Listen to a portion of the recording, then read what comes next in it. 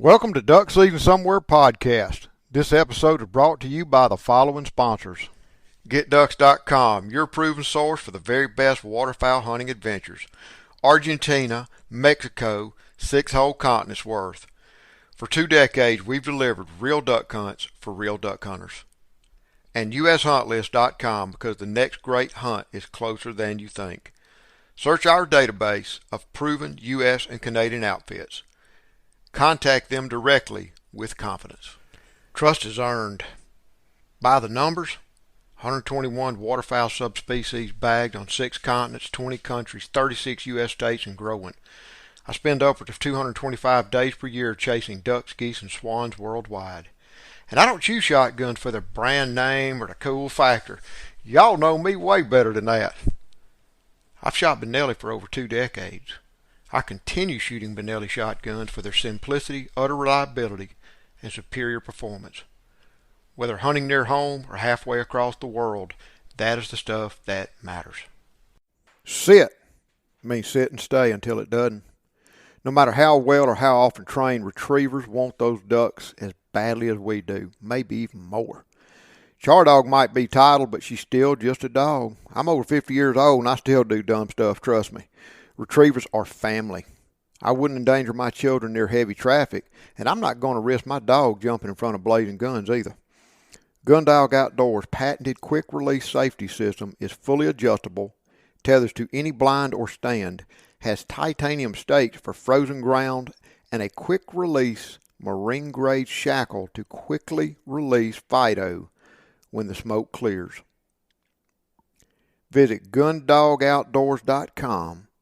Connect with them on Instagram at Gundog Outdoors to see their growing line of Gundog safety and performance products. Enter hashtag GetDucks to receive 15% discount off of your first order. Boss Shot Shell's copper-plated bismuth tin alloy is the good old days again. Steel shot's come a long way in the past 30 years, but will never, ever perform like good old-fashioned lead. Say goodbye to all that gimmicky, high recoil, compensation, science, hype, and hello to superior performance. Know your pattern, take ethical shots, make clean kills. That is the boss way. The good old days are now. It really is duck season somewhere for 365 days per year. Duck Season Somewhere takes me year-round to worldwide destinations where I visit with the most interesting people. I'm your host, Ramsey Russell. Join me here to listen to those conversations. Welcome back to Duck Season Somewhere. On the North American Tour continued the second leg of the 2020 North American Waterfowl Tour. Now look, if I say Stuttgart, Arkansas, what do you think? I bet you think greenheads in the flooded timber. I bet you might even think rice field duck hunting, max prairie wings, all that good stuff. World champion duck calling contest. What about specklebellies, white fronts, decoying? Well, today's guest, my buddy Aaron Carter. He and his buddies have been going to Stuttgart, Arkansas, thereabouts for years. And they got one thing in mind, and that's shooting those little giggle chickens called specklebellies. How are you today, Aaron? Doing well, Ramsey. How are you? I'm fine. Man, what a fantastic hunt Forrest and I had with y'all. That was fun. That was really a good hunt. I enjoyed that a lot. The turnout was better than expected, I will say, given the conditions we were thrown. Oh, yeah. Well, it could have been worse. We could have been rained on hard. And that is true. What do you think about hunting in the rain? Hunting in the rain is not my favorite, but I will do it if I have to. Yeah. I do not like hunting in the rain, and I've learned over the decades I'm not going to melt in the rain. I just don't like it. I don't like, especially when you're on a road trip, everything just soaking ass wet. And everything, and just a little bit of rain, everything gets wet. The gun gets wet, the shell gets wet. Put it all into your bag, it gets wet. Your bag gets wet, your clothes get wet, your boots get wet and muddy. And but I thought we hit that just right yesterday. We got there and it was misting, and it wasn't a hard hunt. I mean, we parked at y'all shop. We drove a little bit in the Ranger. And I noticed when we turned in towards that field, you turned your headlamps off, and I couldn't hear nothing but the motor going. And you said, I didn't want to wake all them. I didn't want to disturb them birds. But boy, when we got on down that turn road and started putting out the blinds, I could hear them. I mean, just bazillions of them out there in the dark. And they were right there. And how did that hunt come to be? How did y'all decide to hunt right there? So every night or every evening, give or take, I mean, anybody who hunts enough birds is going to learn that they've got to find their birds. They've got to learn their birds, but not only where they're roosting, but where they're feeding. Mm-hmm. So I've learned that that particular evening, we'd gone out and scouted for about an hour and a half, and we found the field that we set up in. They're feeding that afternoon in that field. And I knew the pattern was kind of a little bit off because they've been hitting different fields morning and afternoon at any given time. It's kind of with the heat going on, down here in the South, it's been 70 degrees one day, and then the next day it could be, 40 degrees with a 10-mile-an-hour north wind like it was for our hunt particularly. And I knew if they were sitting there that they were going to feed early because it was dropping. It was 20 degrees difference from that afternoon to the morning we were hunting. Mm-hmm. So I knew they were going to be coming back to feed hard that morning before the front came through and the rain set in. So that led us to know. And when we rode by that field, there were several hundred birds sitting in that field. So I knew the odds of our chances were, we had at least a 75% chance of getting in there and getting out pretty quickly. Mm-hmm. And, as the day went on, that was where I was pretty set in stone at. So we had birds there, other places, but that was our greatest chances from looking at that afternoon before, scouting those birds around and kind of patterned from what we've seen the past few days we've hunted. How many birds had y'all seen there the afternoon prior? You're probably looking around 400 to 500 birds. And is that roughly what y'all are looking for? That kind of concentration, or will you hunt less? We will hunt less. That is ideal to find, but something that I've learned just through the years, and it goes to learning my birds. I hunt small groups. I'm not a big group hunter. I like to socialize and enjoy the company I hunt with, which is why I don't guide hunts, because I only want to hunt with – I want it to be like hunting like in old times where you go hunt for fun with your buddies and hang out and have a good time. So it's not large crowds, but it's pretty intimate. Mm-hmm. So there's some days that we can't hunt a feed just because of, one, we blow our birds off of the farm, but also that we can get multiple hunts out of one big feed just by setting up and running traffic and hunting a little longer. Right. So that's kind of what that's my main goal there, is to keep birds around and not put as much pressure on them, but still be able to fulfill our limits. Yeah.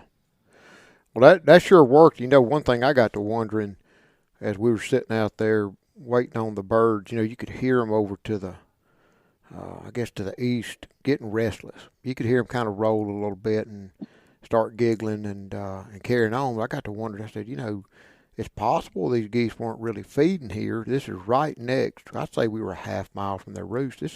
Maybe they were just coming in and kind of staging before they went and sat on the water. You never can tell.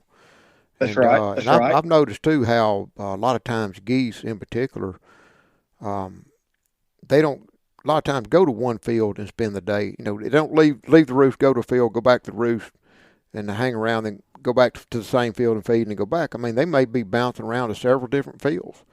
Kind of like me and you would go hit a place for breakfast, a place for lunch, a place for dinner. If we were eating out all three meals, they might kind of be the same way. Right.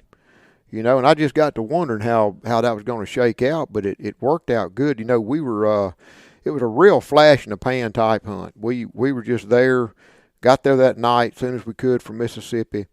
Forrest and I are on our way, make a big old loop, and really wanted to meet with you and check it out. When I met you up there at the game fair last year, and then that's something. I mean, we're practically neighbors, both Mississippi boys. That's Knew of right. each other, didn't know each other, didn't meet, and sit there and meet each other at a hunting show in Minnesota, and hit That's it off, exactly right. And boy, you were serious about specklebellies. I mean, that's all you wanted to talk about. Not ducks, not mallards, not pintails, not Canada geese, snow geese, the next bird over the decoy, specklebellies. Specklebellies. And that's That's it. why that's what kind of captured my interest. It really gave me like a whole new perspective on Arkansas hunting just that one morning with you. But I mean, think about it, Stuttgart. That's right. Everybody, all the private jets and people that drive halfway across the country and book trips and hunt with buddies and walk into public land and the annual pilgrimage to Stuttgart, but they're for ducks. And y'all Mm. are for specklebellies. And I just intrigued me of like a whole new fresh perspective on that part of the world. And I know some guys over there hunt specklebellies, but they normally set up in the afternoons. It's just something to take the clients out to do later. Man, It's y'all an go after them accessory like they hunt for hurt your most mama. places. Right. You go after them. And I got a lot of inboxes showing those pictures of us. I got a lot of inboxes saying, was that an outfitter? Because I want to go shoot specklebellies in Arkansas. I said, no, the buddy, sorry. He going to take on those clients and stuff. But That's right. why, Aaron? Why specklebellies? How did you fall down this rabbit hole? So I've always been, and I'll just go back to how I got into waterfowl hunting. I probably didn't start hunting waterfowl until I was probably a freshman in high school, and I'd always, always, always wanted to go duck hunting. Well, I finally went duck hunting for the first time. It was just a local hunt in North Mississippi. I mean, we killed some gadwall, we killed some mallards, killed a few wood ducks. I mean, the whole mixed bag, the Mississippi mixed bag is what we called it. Well, as I got older, I didn't grow up in a waterfowl hunting family. I mean, it was strictly whitetail hunting, and that was it. But I always had the passion to shoot. I didn't care what I shot. I shot a pistol, rifle, shotgun. It did not matter. I wanted to shoot. Turkey hunted, shot. I mean, and I've always had a knack for, if I can't do it myself, I don't want to do it. Well, I know a lot of people are high strung on, and this is my drive. And I know it doesn't work for everybody, but I'm a hunter, so I wanted to find something that I could do, that I could control, that I could have my own go and rest and somewhat of a manage the birds that I hunt. Mm-hmm. So I'd gone over to Arkansas a few times with a few buddies and hunted, and it was just kind of hit and miss, but I kept seeing all these birds in the field that were not ducks. Mm-hmm. And everybody said, oh, those are sky carp, snowbirds, snow geese. Yeah. But the more you start, I started researching this, so I started looking into it. And then I finally hunted them. I killed a few and ate a few, and I was like, no, these aren't sky carp. So I looked for a way that I could hunt the bird that nobody else wanted to hunt. And then I found a way to make it happen. So through the years, throughout college, I made contacts. And then I met people like you and I met. And so I built a relationship out of camaraderie, and got to where I could get over to hunt places that normally a college kid could not go afford. But I made the connections there, as far as, friendships. And eventually that led to me finding my own place to where I found birds. And now that's our place to hunt. And so by pursuing that, I got to hunt that bird that nobody else is hunting. There's an abundance of them, and there's a will and a way to learn how to hunt them.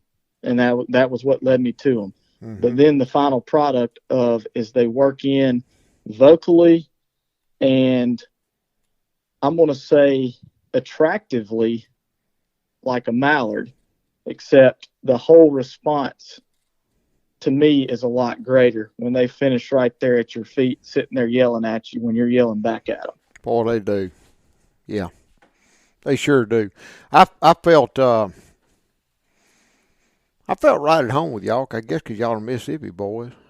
Sure enjoyed showing up and eating pizza and drinking beer and right there in the sausage shack. How do they pronounce that word over there? That is kielbasa. Kabasi. Kielbasa, not kielbasa.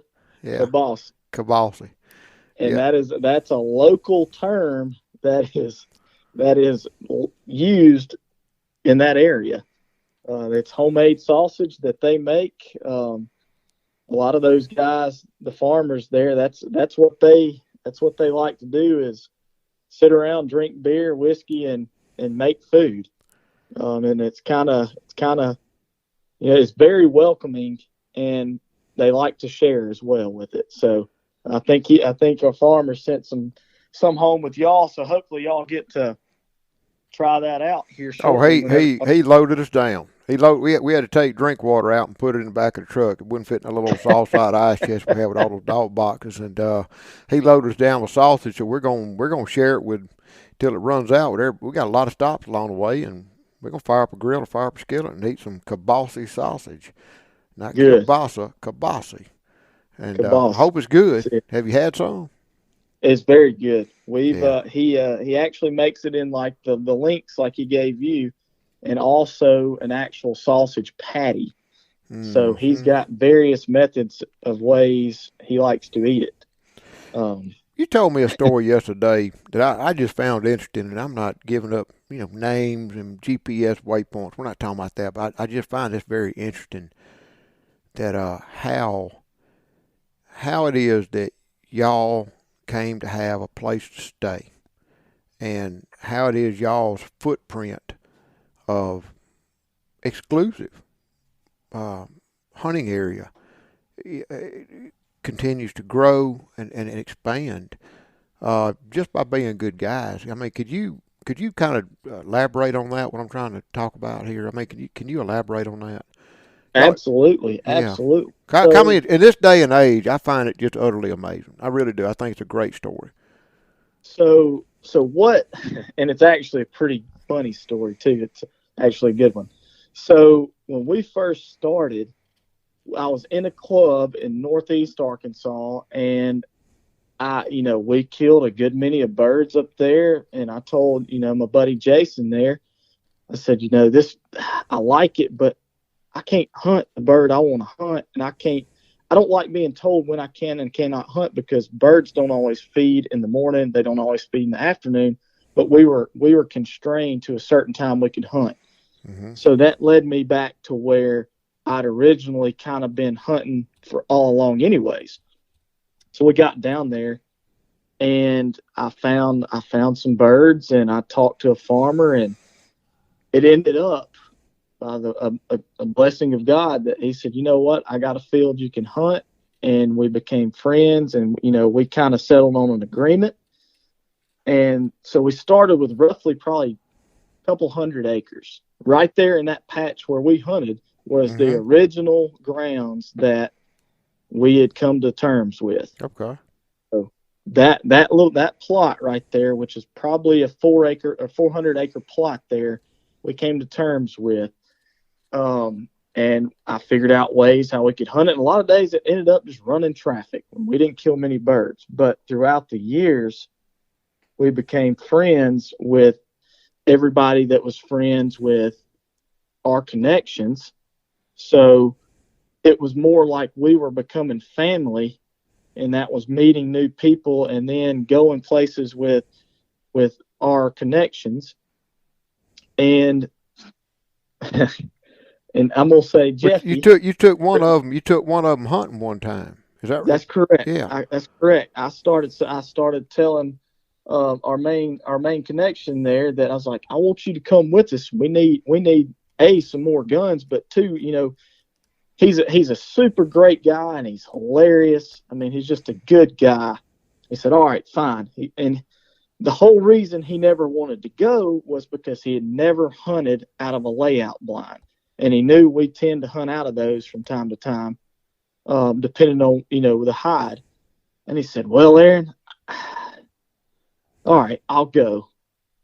Well, the first day he went, we were hunting on on a different field, but birds came in and they were probably 20 yards in front of us, just a little chip shot is what Jason and I call them.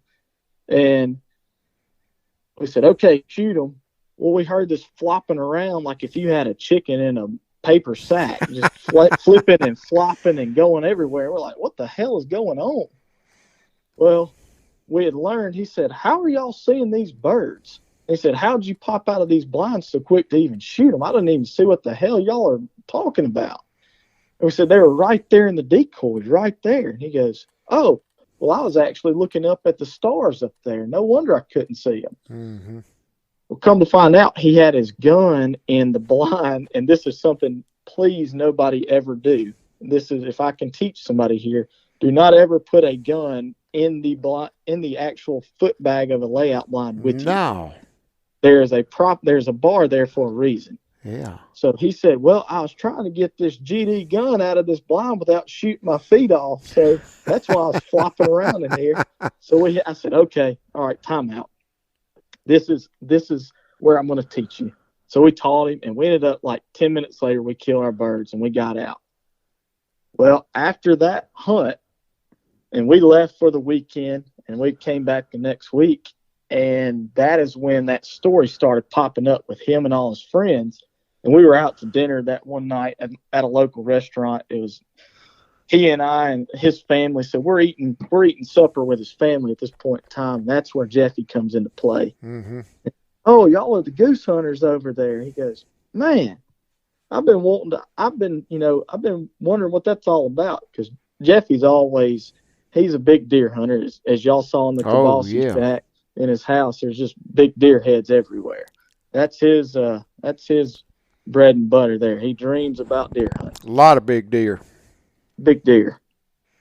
So anyhow, years go on, and we finally get Jeffy out there hunting. And of course, he's kind of like a dad to us. We're the sons that he never did have. He's got 2 daughters who are really great girls, and they're married and live off, away from the farm. But we're the 2 sons that he never had. So we towed him around hunting with us, and he said, I just like coming out here. Y'all got the dogs. Y'all got the setup. I just got to show up, and y'all tell me where to shoot. Well, there's one night we'd stopped by the farm to see him, and we went on, unloaded, and then we'd gone to the motel we were staying at. And it was late. It was probably about midnight on a Thursday night. So we were tired. Jason and I had worked 4 days and gotten off and hit the road on a Thursday night, kind of like how y'all drove up, just going. We pulled in there at the hotel, and I hadn't been asleep an hour, and the dreaded thing that nobody wants to hear about is I woke up itching like I had something terrible on me. Well, I looked under my pillow and saw a bed bug crawling up my arm. And then I looked down, there's some on my legs. And so I woke up in a panic, and I raided that motel, and I woke Jason up, and he had the bed bugs on his bed. So that was a nightmare that place to the ground. But go ahead. Say the least. It's now 1:30 in the morning, and we're waking up to go hunting, and we're having this huge case of bed bugs in a hotel room that has apparently been under repair. So we wake up the next day, and we're in another room at this point in time, and that whole catastrophe. And we go along to the farm, and we go and hunt and scout and come back, and we're eating dinner. And we were telling Jeffy about the whole story. And I mean, this is probably, we've been going on, really, really, really being good friends for about 2 years at this point in time. So, I mean, we were, it's not like we just met him off the street and it happened. It was a building relationship there. And we were telling him about it. He said, well, I tell you what, he said, you boys, y'all, there ain't no need in staying at a hotel, and I got 2 empty rooms up here at the house y'all can stay at. He said, I would tell you to come stay this weekend, but I don't want effing bed bugs in my house. So he said, next weekend. And we said, no, we don't want to spread them in there. He said, it was so I developed paranoia after that. But the next weekend we came over and we've been fitting in at Jeffy's house like we were family from that day on, and that's where it all started. So it's probably been 3 years now. This is the third year that we've been staying at Jeffy's, and he's like a dad to us. But we love him like a dad too. We try to take care of him, make sure he's taken care of, and take him hunting when he can. And it's the American dream. Well, actually, he was showing me an area. He was showing me a new addition to the home. He's building y'all your own apartment. He's adding on to his home, and this is y'all's. It is, and it's not something we ask for. It's not something that we've talked to him about doing for us. It was his idea, but it's kind of, we're going to take him up on it, and we're going to help him pay for it, and it's going to be ours. So he wants us to have us a goose shack, as he calls it, apartment. And that way we don't have to feel like we're intruding, even though we don't. But that's just Jeffy. That's 100% Jeffy. It's just going over to his home briefly as I was there. It's like Little House on the Prairie, real type America. That's right. I mean, y'all are family, and honestly, I spent the night there. Came in and drank a cup of coffee and left, and I felt like family. You know what I'm saying? I mean, just the way they are. They're just good, right, friendly people. To me, I tell you what, you watch all this news on television the last 6 months, it's a very, very reassuring thought, I'm going to tell you, to be in real America again with just real people like that. It was very, very, it was very, very good experience, just that part of it. Well, good. And that, that's why we call that our getaway. Our wives, they don't worry about us when we go over there. My wife actually comes and hunts with us every now and then. She's a COVID nurse, so she's kind of on and off every weekend. But whenever she gets a chance, she comes over there and chases them too. I got her into waterfowl hunting, and it's something she had never done, but she knew why I was hooked on it. Why it wasn't not just an obsession; it's a passion, and so.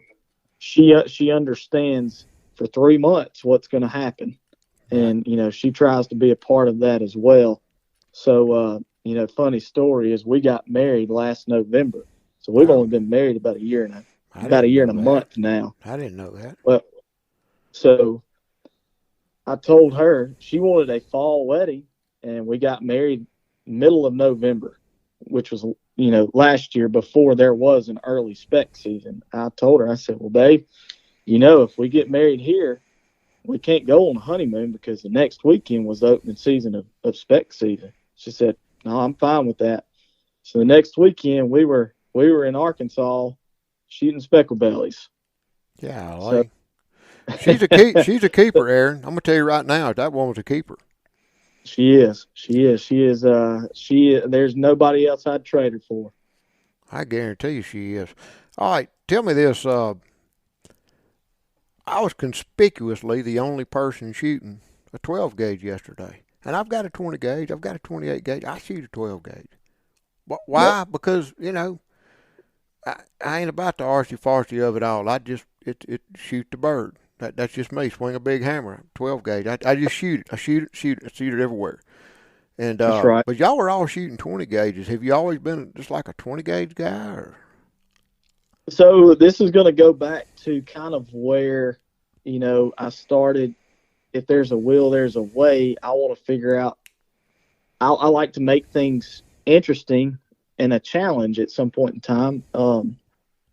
And I know I'm not the greatest shot out there, but I mean, I can shoot a shotgun, and I've got, Benelli's, Berettas, I've got them all, but I got tired of shooting just a big gun.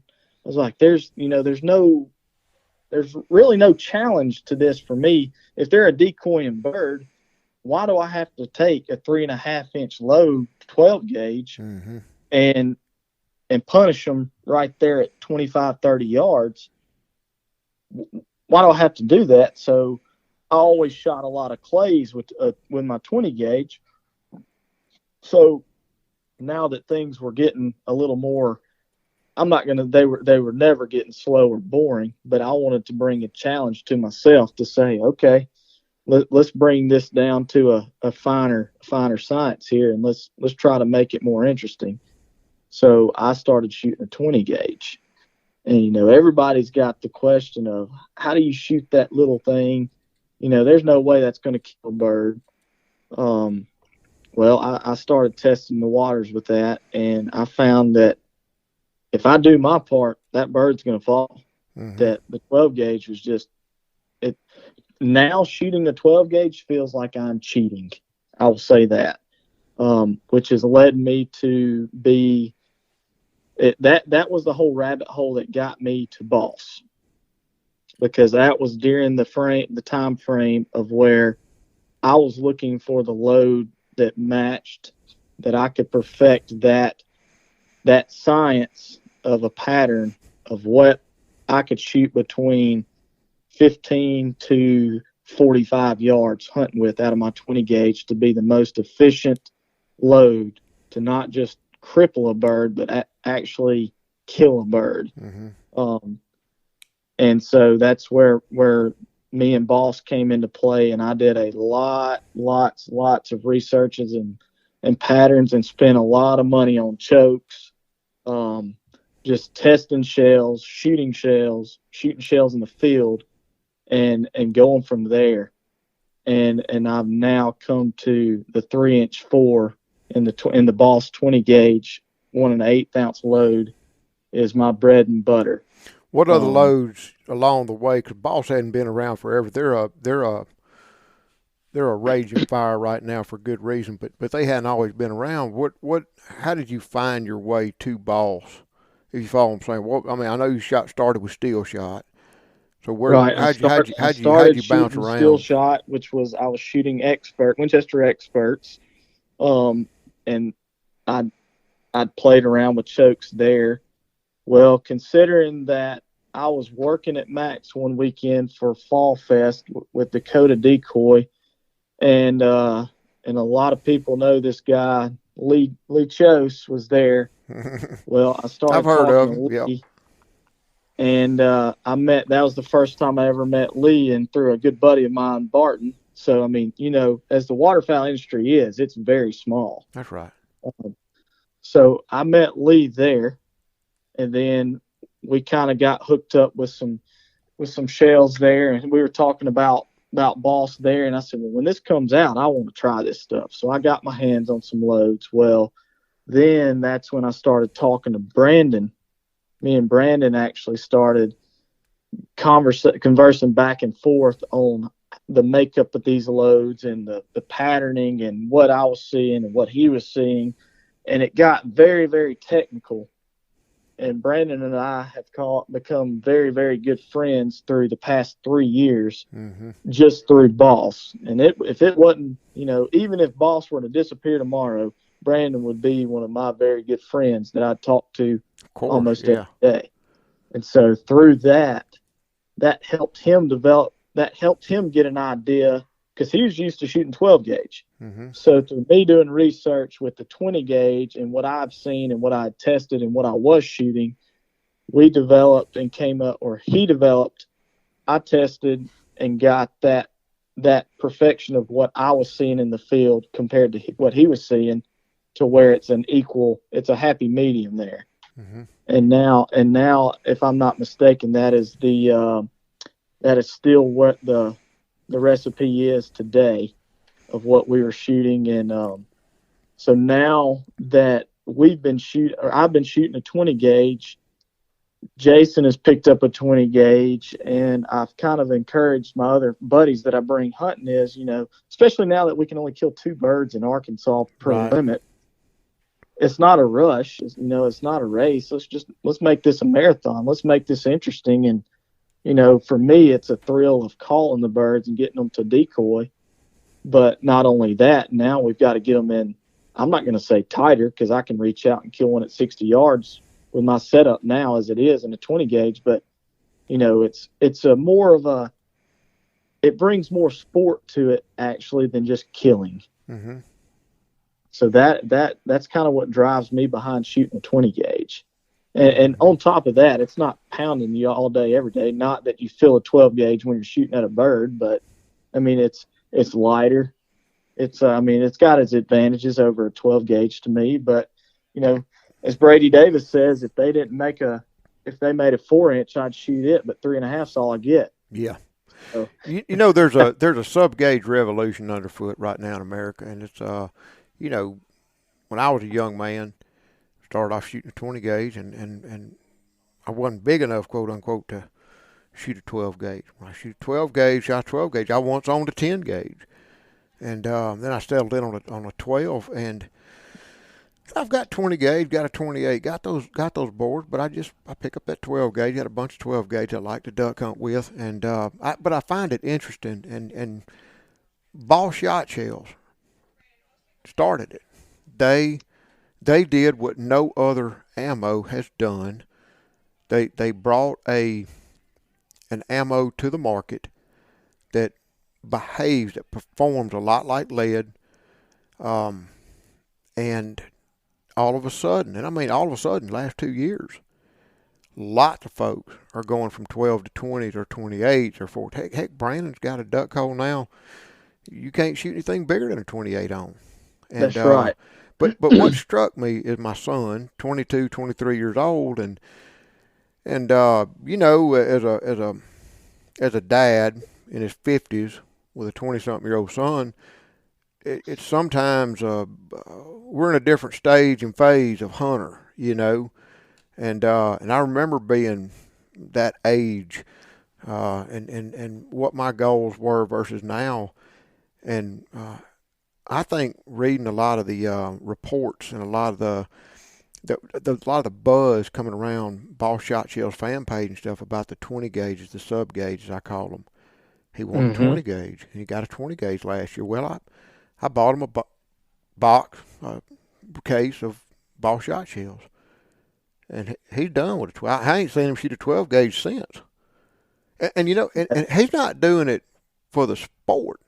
He's doing it because he shoots better, and his dead bird to trigger pull ratio is much better than it was growing up. That's why right. he's shooting a 20 gauge. And So yeah. So you saying that is another topic that really hit me probably about when I first started shooting. Mine was, a lot of people don't realize the recoil a 12 gauge actually puts off, and they think, oh well, you're not a man enough to this, that, and that. I'm like, let the man card go beside you. The less felt recoil is that much quicker of time you can get to the next target. Yep. So if you're not expecting a lot of recoil, you're taking your time, you're putting a good squeeze on the trigger, lining up where you need to be on that bird, pulling the trigger, and it falls. And now you're back right there where you need to be on the next bird, opposed to saying, oh shit, where the next bird's at. Yep. And that's how I ended up. That was one of the many reasons I ended up really being very, very happy with these 2 3/4 inch shells. I grew up shooting them. I've been to the threes. I've been to the 3.5s. I've been to the G Whiz 17, 18, 19, 5,000 feet per second. Jill flirted. I've been through them phases. Right. And hunting in foreign countries, when we shoot lead in a lot of other foreign countries, even when we shoot steel shot in a lot of other foreign countries, we're shooting 2 3/4 inch shells. Right. And the recoil. I'm That's killing right. birds, lots and lots and lots of birds with 2 3/4 inch shell. Now somebody right. makes one that's readily available that does wicked good things through the end of a shotgun barrel of birds. And now I'm not going to say, listen, anybody listening, I do shoot and I do like a lot of those 3-inch loads Ball Shot Shell makes. I mean, I really truly do. I buy some 3-inch loads because I want to, and but day in, day out, like the other day, that is one thing we all had in common out there in the Specklebelly spread is everybody was shooting. Forrest was actually shooting 5s, and J. Bob gave him a handful of 4s and said, try these. That's right. But I was shooting fours, 2 3/4 inch fours. And just I did my part. I can tell you that. I knew I would. And you know, I almost when those first flocks were giving us a real high look, we were hidden. Your farmer had left a turn road down between those fields that was really nice and grassy, and our blinds and mutt huts were really grassed in. And but when those first few flocks gave us a real high look, and you know, I almost thought to myself, I need to put in a tighter choke. And it crossed my mind. No, I'm just gonna wait and see what happens. Okay, I always start with a modified choke until the birds or the day proves me wrong. And right. I don't mind a little more coarse pattern, you know, because to me, 55% at 35 yards is a dead bird. And so I waited, and I was glad I did. Boy, was I glad I did, because the flock that did it gave it up, boy. Whew, I was glad I had in that choke, because they were right there where they needed to be in the sweet spot. But you know, that everybody was shooting those fours, bismuth fours, not twos, not BBs, not ones, not 3-inch, 3.5-inch magnums. Everybody was shooting 1.25 ounce. I don't know, what was the 20 gauge load. You know, is it 1.25 ounce? We were shooting the 20 gauge load, the 3-inch 1 1/8 ounce 1 load, 1/8. number Okay. fours. And that roughly has anywhere between 170 and 174 pellets in it. That is far more than what your any 3-inch steel 2 has. Any 3-inch steel 1 1/4 ounce number 2 would have in it, which you're probably gaining maybe 25 to 30% more pellets, but also you're gaining far more. Well, I would say far more density, but you're gaining a lot more. You're gaining more density on as far as penetration goes as it is, just from the copper plated bismuth to the steel. Well, so it worked, and I, you know, it worked, and I just everywhere I go now, people say, "Oh, you like that boss?" I'm like, "Yeah, that's what I'm shooting." This morning, we zeroed, but we were targeting big Canadas, and it was just one of them mornings. It just man, the field is full of corn. There are tons of big Canada geese on all these little residential and city ponds around here, and but it was just, you know, it was supposed to have been snow, and it wasn't. It was rain and freezing mix, and the birds they literally sat all day long. They did not come out and feed today, or if they did, it was very briefly, and I wasn't there to see them. And cause we left, not having fired a shot at a goose, we're gonna go right back in the morning. And the guy texted me last night. We were eating dinner at Waffle House and said, y'all good on ammo? I go, yeah, we got good. And he said, you got plenty? I go, oh, we got plenty. Never leave home without it. He said, well, what are you shooting? I said, 2 3/4 inch fours. He said, that ball stuff? I go, yeah, I'm happy to loan you some, you know, because that's I swear by it. And a lot of guys just don't. And I get it. If you've been spending your whole life shooting 3-inch, and if you have started duck hunting since the mid to late 90s, that's all you've ever seen is 3-inch shells. And even when I wanted to buy 2 3/4 inch steel loads, when I was shooting a lot of steel, I couldn't find it. Right. We shot it in Netherlands. We shot it in Australia. You couldn't find it in the U.S. You couldn't go anywhere online and find, or any sporting goods store and find 2 3/4 inch ammo. You know, so I shot 3-inch, and now less recoil, better performance. I shoot the ball shot shells. Change the subject, Aaron. All right. Y'all been hunting together a while. You three guys, I mean, y'all are the Tres Amigos. You know what I'm saying? Y'all been hunting together, and when we pulled up, everybody knew the job. Somebody jumped out and started on a blind. Somebody jumped out and started on something else. Aaron grabbed a decoy and started putting out decoys. And I was out there with you carrying it around, and you didn't invite me to stick my own decoys. You wanted to stick those decoys. We were using silhouettes and profiles, and you were very, very exacting on how you wanted that setup to be. Can you articulate that a little bit? So ever since me and old J Bob started hunting, we would always, every night, and still to this day, we get a game plan. We look how, and it all comes from a scouting report. And a lot of people, when they go hunt, oh, I didn't kill birds, or we didn't see that many. But I always ask, did you scout? Well, scouting is going to tell you exactly what you need to know for the next day. So throughout the years of scouting and learning our birds, it became trial and error with how we set up. I was always the mind behind how the decoys would set up. And Jason always would say, well, we need to be hidden here and we need to hide, we need to be more brush here, more brush there. So we kind of aimed at our own, separate entities there. But when it was just the two of us before, we started bringing other people along, we'd set up the blinds first, we'd get them brushed in, and then I would break off once they were almost done, and I'd start setting up the spread, and Jason would come in to me and say, all right, what are we doing? And I'd tell him our profile of how we're setting up. And that's from day one, that's how we've been, and that's how we operate. Because the blinds, if you're not hidden, you're damn sure not going to have a chance of killing birds, because with a specklebelly itself, it's almost like a turkey. Mm-hmm. It is triggered by the sound. So it's going to look for sound and where it's coming from to come to it before it looks at those decoys. Mm-hmm. So once it sees the decoys, it's then going to look for where the sound is coming from.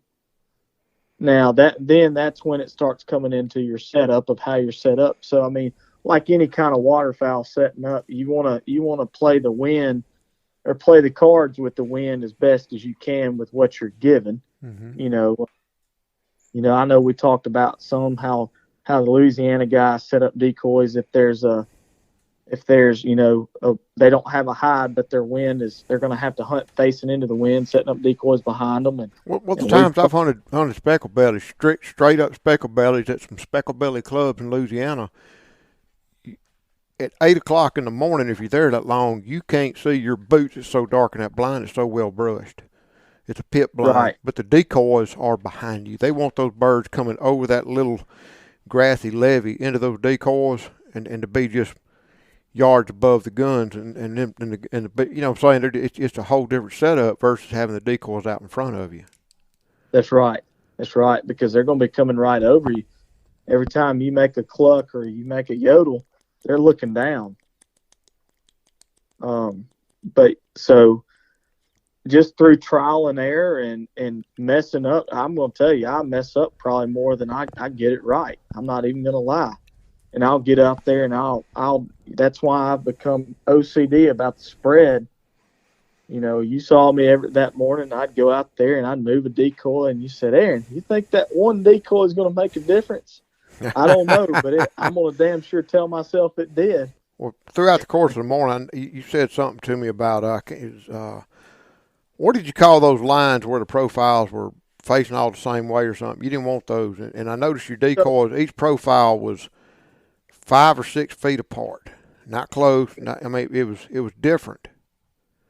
That's right. So when hunting skinnies, you're playing the game of angles, because you've got something that is paper thin, but you've got to make a profile that's paper thin look like it's an actual object in the field from above.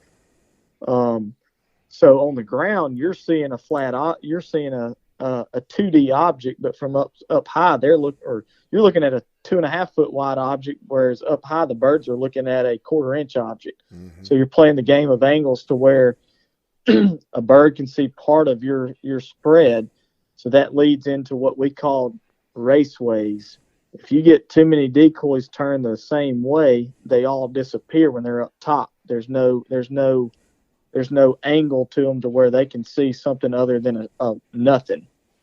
So it's real easy to do too with hunting skinnies. Is you get out there and you're setting up and you're just setting decoys, but then you look out there.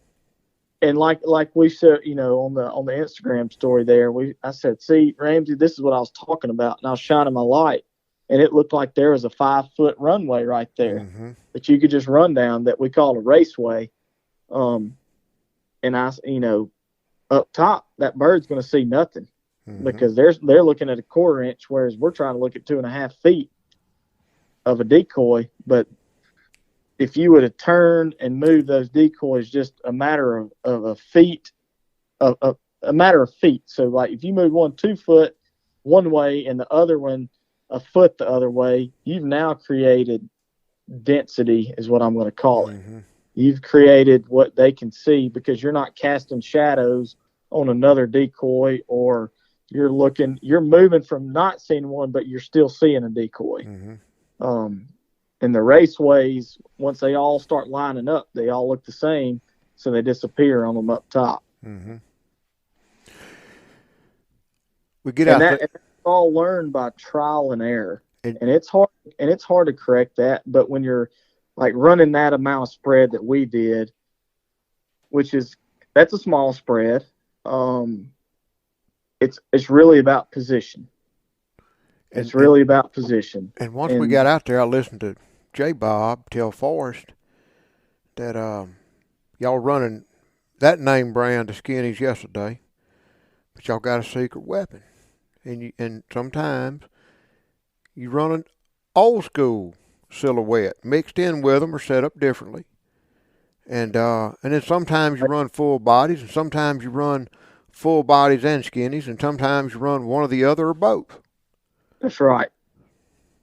So early season right now, I try not to throw the whole book at them because, I mean, I am having to compete with local guides roughly in the area, but not too many. I mean, luckily we're kind of around a lot of clubs that are duck hunting clubs. So, I mean, I can kind of, we're lucky in that aspect. But if you throw it all at them at first, they get smart to it.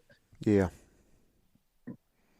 Yeah. So and I'll be honest with you, we've been hunting since the end of October, and it's been a trial and error. It's a trial and error every year. It's never the same. Never the same. We've put out full bodies this year, and they flared off of them. We've put out, another brand of decoys. They flared off of them. So we're just kind of going. I would say flying by the seat of our pants, but I mean it's more so we're trying to figure out what works right now, and it might be in 2 weeks it'll be a whole different ball game. Yeah. You just gotta read the birds, don't you? That's it. That's where the whole learning your birds is that's where that comes into play. That's something I mean, like I said, I'm no professional hunter, and I'll give myself some credit because it's all self-learned. I taught myself how to blow a speck call. I taught myself how to blow a duck call. I've never had lessons. It's just all been trial and error. But, I mean, that's what I give myself credit for the success that we have had and that me and Jason have had by, killing our birds, throughout the years of trial and error. Well, that's the best part about it. It's not about the top of the mountain. It's about the climb. That's right. You have to earn something like that. Hunting over there, those gray lag birds, the gray lags over in Netherlands especially, there's no bag limits over in Netherlands. They're a big speck-looking bird, but they work straight down like snow geese, and they're in big flocks, and they got great eyesight.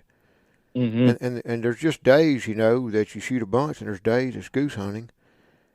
But I've never left the blind, whether I'm carrying, making 2 trips to carry them out or bringing just one out, that I didn't feel like I earned it. Right. And that's right. I like earning stuff, I guess what I'm trying to say. But I want to wrap up and talk about something else you said. But I want to talk about this hunt yesterday because, Forrest and I needed to get on the road. We had about 8 or 9 hours ahead of us. And sure. And besides that, it was threatening rain. It was misting and we were wet, but it was threatening real rain.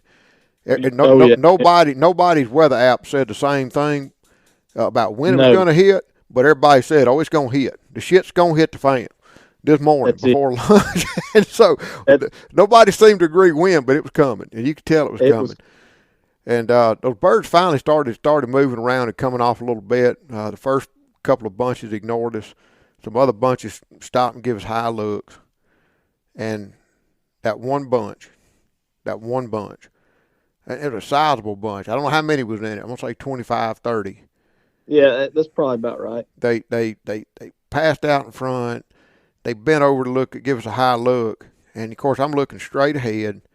I'm as low down in that blind as I can get, and I'm just cracking my eyes, looking up on the bill of my cap because they were disappearing out of my peripheral vision on the right-hand side, like they were going to come back around us. And I mean, my eyes are hurting, stretching that far to the right when I saw them all start flipping upside down like speckled do, dumping air. And that's when I reached for my gun and pulled that butt up into my shoulder pocket. I said, "Oh, this fixing to happen." And I'm bending my eyes as far to the left as I can without moving my head. And when I see them this time, they are way lower, and they're still waffling, maple leaf, and just pop. And man, they are carrying on like a bunch of drunk co-eds. I mean, they are talking to each other and giggling, and they get around, get in position, and start just. I mean, now they're eyeball level coming into the decoys from left to right, and they got right in front of the five of us when you called a shot, and buddy, they paid rent. They paid rent right quick. And those two little black labs, Stormy and Char, was busy. They got right in that sweet spot and paid for it dearly. And that was, but you said something, and I want to make sure I didn't misunderstand it. But you said, Ramsey, that's what we call chicken soup. That's chicken what soup. We call huh? Chicken soup. That's correct. Now, where did chicken soup come from? So, the first weekend of this season, me and J Bob were hunting on our other farm a little bit west or a little bit east of where we were. And, you know, we're always giving each other hell, cutting back and forth. And, you know, it's just the good old, you know, nagging each other like buddies do. And it was slow. It was the second day, and it was hot. It's probably 75 degrees. And I told J Bob, I said, man, we hadn't even had any chicken soup today even come take a look at us. You know, the chickens that come in there, which chickens is what we call a juvenile speck. Okay. Those ones that just come in there and they'll just usually give it up. They're just loud and chattery like any kind of kid is, and they just give it up to you. You know, they flip and flop, and then they're next thing you know, they're feet down in the decoys without you having to do a whole lot. And I said, we hadn't even had any chicken soup today. And he said, you know what? We hadn't. And I said, chicken soup. You know, it's like when you're sick and you don't want to do anything or get off the couch or out of the bed, and mama just serves it up to you. That way you don't have to do anything so you can feel better. And it stuck. So anytime the juvies come into play, it's chicken soup. If they give it up, it's chicken soup. Well, I mean, I like dumb birds. That's my favorite. That's my favorite bird, a dumb bird. Young and dumb, is gonna come in. He ain't got a PhD yet. Just gives it up. Right. Here I am, shoot me. I like that. Don't we all? That's it. And, you know, I'm not gonna say that those birds we had to work too hard for, but I had to give them a little bit. I had to give them a few 3 notes and quite a bit of clucking, but when they gave it up, and they paid for it. What's the rest of your season look like? What do you see happening? How did it go? Where did it go from here the rest of the season? Rest of the season here, I mean, hopefully we're looking at a few more pushes of birds to get more birds on the farm. I mean, it's still bad early for us. I mean, we're seeing a lot of birds. Hopefully see more birds and start getting on. There's more coming. I'm pretty sure. Now, I would have said 10 years ago all the specs were down. Here we are, practically December. I said the birds were down, and I got a report today from Kankakee Marsh, Indiana. We're up here, fortunately, in central Indiana right now, and I got a report today from Indiana that we'd been invited. There were no birds. So we're elsewhere in Indiana, And I got a note, they said, man, you should have seen the specks coming through this morning. Now, they don't shoot specks. They're in a different habitat, but they sometimes shoot specks. But, wow, big wave of specks coming in with this front. There's a big front hit. Yeah, big wave of specks coming. We've seen a quarter of the birds we'll see, throughout the year. Kansas is holding a lot of specks. Northern Missouri's holding a lot of specks. Just going off of kind of being, since I'm the chairman of our Delta Waterfowl chapter here in Tupelo, so I talked to a few of those Delta guys up north, and we kind of gauge off the numbers. But this year was a really good hatch for everybody, or for every species of bird that would, because they didn't get frozen over like they did last year. The Arctic geese had a good year, right? Right. So the hatch was a really good year, but there's also not near as much pressure in Canada as times were because of COVID. And so they're not as much, there hadn't been as much pressure to come south as quick as they usually would. I had some buddies they killed several limits of specks in North Dakota earlier this year, which usually they don't ever see. Specks have moved through before season even hits.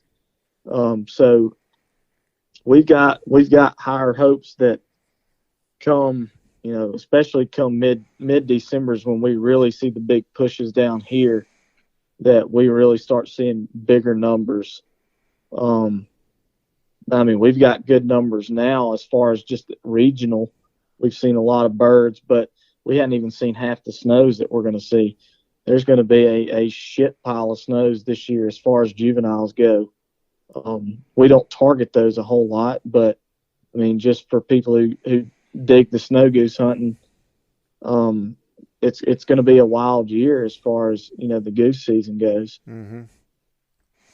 Well, Aaron, I sure hope y'all do good, and I thank you very much for y'all's hospitality.